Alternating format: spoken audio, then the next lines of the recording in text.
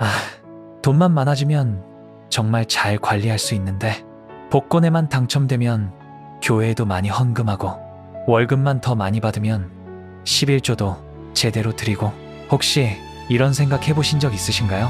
저는 정말 많이 들어봤어요. 카드값 때문에 고민하면서도 나중에 돈 많이 벌면 제대로 관리할 거야 라고 말하는 사람들을. 그런데 정말 그럴까요? 돈이 많아지면 갑자기 관리를 잘하게 될까요? 오늘 예수님이 하신 말씀 하나가 이 모든 착각을 깨뜨려 줄 것입니다. 그리고 실제로 기초연금 70만 원으로만 살던 한 자매님이 어떻게 놀라운 변화를 경험했는지 함께 들어보시죠. 왜냐하면 하나님은 지금 당신이 가진 작은 것을 어떻게 다루는지를 보고 계시거든요. 누가복음 16장 10절 예수님께서 직접 하신 말씀입니다. 지극히 작은 것에 충성된 자는 큰 것에도 충성되고 지극히 작은 것에 불의한 자는 큰 것에도 불의하니라. 여기서 지극히 작은 것이라는 표현에 주목하세요. 헬라어로 엘라키스토스인데 이는 가장 작은, 미미한, 하찮은 것이라는 뜻입니다. 즉, 예수님은 우리에게 이렇게 말씀하고 계신 거예요. 지금 네가 가진 하찮아 보이는 그 작은 것, 그것을 어떻게 다루느냐가 네가 앞으로 큰 것을 맡을 수 있는지를 결정한다. 이것은 하나님 나라의 놀라운 원리입니다. 하나님은 우리의 미래를 현재의 작은 충성으로 판단하십니다. 그런데 사람들은 보통 반대로 생각해요. 지금은 작으니까 대충 해도 돼. 나중에 큰 것이 오면 그때 제대로 하지. 하지만 하나님의 방식은 완전히 다릅니다. 하나님은 먼저 작은 것으로 우리를 테스트하시고 그 테스트를 통과한 사람에게만 더 큰 것을 맡기십니다. 저희 교회에 한 자매님이 계셨어요. 나이가 많으셔서 일할 곳도 없고 기초연금 70만 원으로만 생활하셔야 했습니다.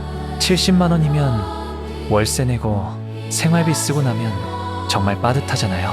그런데 이 자매님이 놀라운 일을 하셨어요. 그 적은 돈을 마치 큰 돈인 것처럼 정성스럽게 관리하신 거예요. 용도별로 정확히 구분해서 생활비 봉투, 교통비 봉투, 헌금 봉투, 심지어 비상금 봉투까지 만들어서 몇천 원씩이라도 따로 모아두셨어요. 주변 사람들은 말했습니다. 70만 원 가지고 뭘 그렇게 나눠? 그냥 한꺼번에 써도 되는데. 하지만 이 자매님은 이렇게 고백하셨어요. 목사님, 하나님이 주신 이 돈이 비록 적지만 정말 소중해요. 한 푼도 함부로 쓸 수 없어요.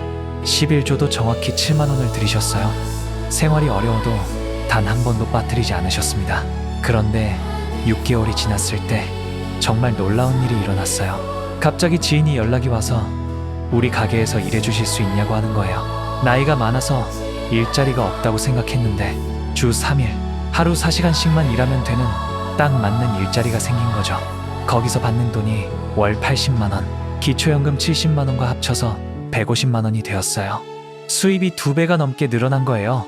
그런데 더 놀라운 건 마음의 변화였어요.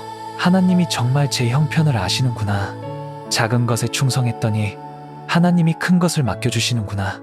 이런 확신이 생겼다고 하시더라고요. 성경을 보면 이런 사례가 정말 많아요. 요셉을 보세요. 보디발의 집에서 종으로 있을 때도 맡은 일을 최선을 다해 충성했어요. 그랬더니 하나님이 그 집의 모든 일을 요셉에게 맡기게 하셨죠. 감옥에 들어가서도 마찬가지였어요. 감옥에서도 작은 일들에 충성했더니 간수장이 모든 일을 요셉에게 맡겼어요. 그리고 결국에는 이집트 전체를 다스리는 총리가 되었습니다. 다윗도 마찬가지예요. 들에서 양을 치는 보잘것없는 목동이었지만 그 작은 일에 최선을 다했어요. 양 한 마리라도 잃어버리지 않으려고 사자와 곰까지 맨손으로 잡았죠. 그 충성됨을 하나님이 보셨어요. 그래서 골리앗과의 싸움에서 승리하게 하시고 결국 이스라엘의 왕으로 세우셨습니다. 이들의 공통점이 뭔지 아세요?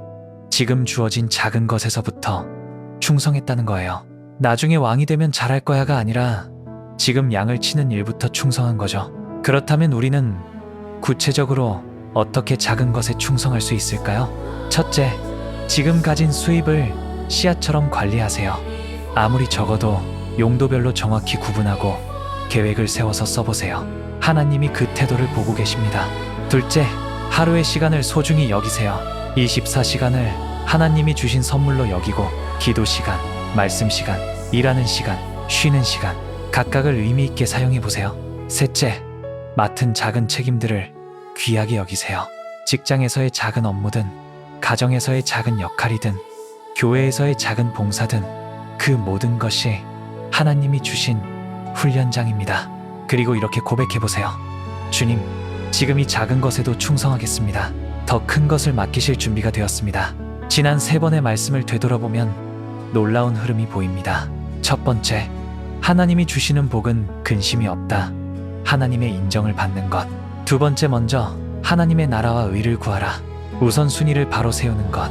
세 번째, 작은 것에 충성할 때 큰 것을 맡기신다. 지금부터 충성하며 사는 것.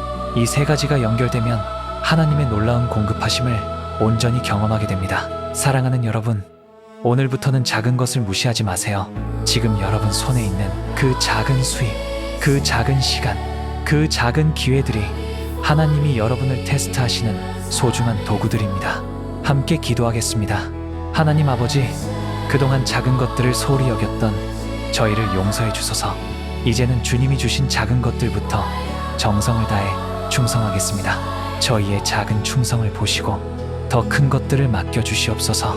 그리하여 주님의 나라와 영광을 더 크게 나타내는 삶을 살게 하옵소서. 예수님의 이름으로 기도드립니다. 아멘.